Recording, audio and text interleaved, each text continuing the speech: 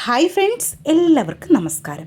ഇന്നേക്ക് நம்ம சேனலில் வீடியோவாய் பார்க்க போகிறது நல்ல சூப்பர் டேஸ்டான கேரளாவிலே ஒரு பழைய கால பலகாரம் தான்.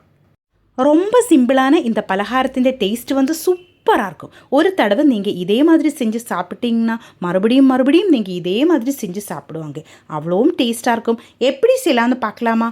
வாங்க வீடியோக்குள்ளே போகலாம்.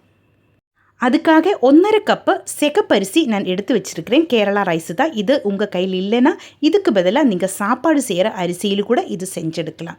நல்ல டேஸ்ட்டாக இருக்கும். ஆனால் கேரளா ரைஸில் செஞ்சுருந்தா இன்னும் நல்ல டேஸ்ட்டாக இருக்கும். இருந்தால் நீங்கள் இதே எடுத்துக்கோங்க. இல்லைச்சா நீங்கள் சாப்பாடு செய்கிற அரிசி கூட எடுத்தால்னா போதும்.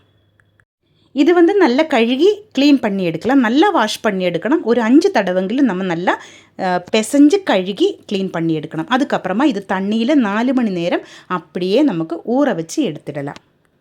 நல்லா ஊறியதுக்கப்புறமா இதே மாதிரி ஒரு வடிகட்டியிலே போட்டு தண்ணியை தனியாக செப்பரேட் பண்ணி எடுத்துக்கோங்க. அதுக்கப்புறமா இந்த அரிசி நமக்கு மிக்சியோட ஜாரில் போட்டு நல்லா ஒன்று பொடியாக்கி தூளாக்கி எடுக்கலாம். மிக்சியோட ஜார்லேக்கு போட்டு நமக்கு இது ஒன்று அரைச்செடுக்கலாம். ஆனால் ஃபைனாக அரைய தேவையில்லை. பாருங்கள், இதே மாதிரி தான் இருக்கும். இந்த மாதிரி தான் இருக்கும். இதில் நமக்கு டைரெக்டாக தேங்காய் போட்டு இட்லி தட்டில் வேக வச்சு எடுத்திருந்தால் அது புட்டாக்கி எடுக்கலாம். இல்லாச்சா புட்டு பானையிலோட வச்சு நமக்கு புட்டாக்கி எடுக்கலாம். ஆனால் நம்ம இன்றைக்கி புட்டு செய்கிறதில்ல, இந்த பலகாரம் தான் செய்ய போகிறேன். அதனால் இது எல்லா அரிசியும் நான் இதே மாதிரி தூள் பண்ணி எடுத்திருக்கு. இனி தேவையான உப்பு இதிலேக்கு சேர்க்கலாம். அதுக்கப்புறமா ஒரு தேங்காய் துருவனதை இதிலேக்கு சேர்த்திருக்கு. நல்லா பச்சை தேங்காய் தான் நான் இதிலேக்கு சேர்த்திருக்கு. இது கை வச்சு நல்லா மிக்ஸ் பண்ணி எடுக்கலாம். கூட 1 டீஸ்பூன் சீரகம் நமக்கு இதிலேக்கு சேர்க்கலாம். சீரகம் கண்டிப்பாக நீங்கள் இதிலேக்கு சேர்க்கணும். அப்போ தான் இந்த பலகாரம் நல்ல டேஸ்ட்டாக இருக்கும். வேறு எதுவும் நம்ம இதிலேக்கு சேர்க்கறதில்ல. சீரகமும் தேங்காயும் உப்பும் நம்ம தூளாக்கி எடுத்த அரிசி மாவும் இவ்வளோ தான். இது போட்டு நல்லா மிக்ஸ் பண்ணி எடுக்கலாம். இந்த பலகாரத்தின் கூட நல்ல காம்பினேஷன் காரமான சட்னி தான்.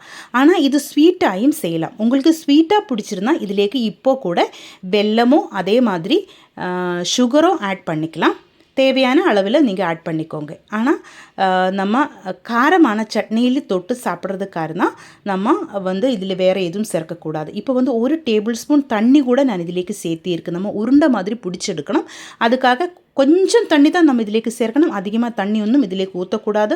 1 டேபிள் ஸ்பூன் தண்ணி தான் நான் இதிலேக்கு சேர்த்திருக்கு. பாருங்கள், அதுக்கப்புறமா இதே மாதிரி உருண்டை பிடிச்சி எடுக்கலாம்.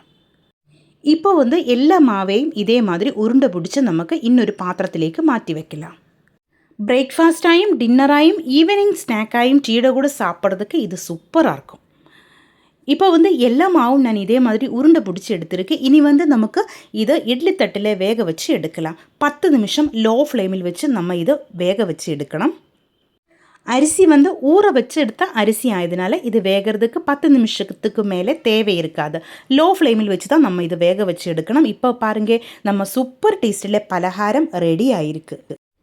செய்கிறதுக்கு ரொம்ப ஈஸியான ஒன்று தான். அதே மாதிரி இதனோட டேஸ்ட் சூப்பராக இருக்கும். ஒரு தடவை நீங்கள் இதே மாதிரி ட்ரை பண்ணி பாருங்கள். மறுபடியும் நீங்கள் செஞ்சு சாப்பிடுவாங்க. அவ்வளோ டேஸ்ட்டாக இருக்கும். எனக்கு இங்கே தமிழ் ஃப்ரெண்ட்ஸு நிறையா இருக்கும். அவங்களெல்லாம் சொன்னாங்க மறுபடியும் இது செஞ்சு கொடுங்க, அவ்வளோ டேஸ்ட்டாக இருக்குதுன்னு. அதனால் இவ்வளோ சூப்பர் டேஸ்டான சாஃப்டான இந்த பலகாரம் ஒரு தடவை நீங்கள் ட்ரை பண்ணி பாருங்கள்.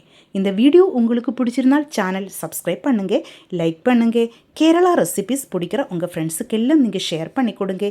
ஹைப் ஆப்ஷன் ப்ரெஸ் பண்ணி என்னை கொஞ்சம் சப்போர்ட் பண்ணி கொடுங்க. இதுவரைக்கும் நீங்கள் கொடுத்த எல்லா சப்போர்ட்டுக்கும் ரொம்ப நன்றிங்க. உங்களோட ஃபீட்பேக்கு கமெண்ட்டில் எழுதி போடுங்க.